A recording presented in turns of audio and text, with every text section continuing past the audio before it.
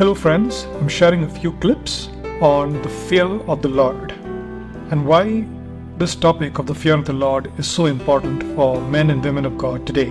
The word fear in the phrase fear of the Lord is a Hebrew word called yirah. You can say it with me now, yirah. It means to have reverence or a profound adoration towards someone. It's completely different from the idea of being in dread or in terror of something. There's a different Hebrew word for that called baka.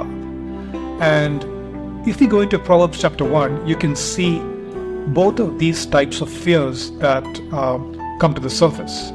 Proverbs 1:20 says that wisdom calls aloud outside and she raises her voice in the open squares. So what Proverbs 1 is saying is that wisdom is crying out but no one is listening. What happens when we don't listen to the voice of wisdom? Verse 28 says, "They will call me, and I will not answer. They will seek me diligently, but they will not find me. Because they hated knowledge and did not choose the fear of the Lord." Here the word fear is the word yirah, which means to reverence the Lord. So reverential fear of the Lord is something that we get to choose. It's our choice to actually pursue it. What happens when we choose not to fear the Lord or don't choose to fear the Lord?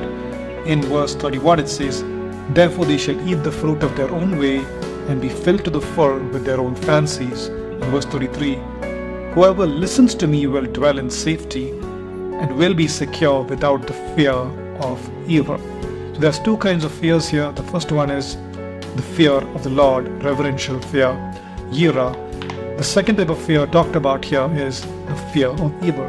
When we choose not to have reverence for the Lord, then we don't heed to the voice of wisdom, and we end up in situations where we have the fear of evil.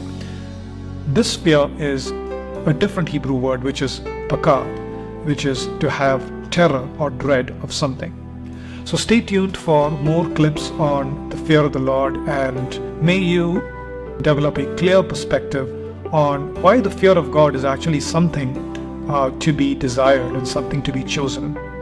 Talk to you soon.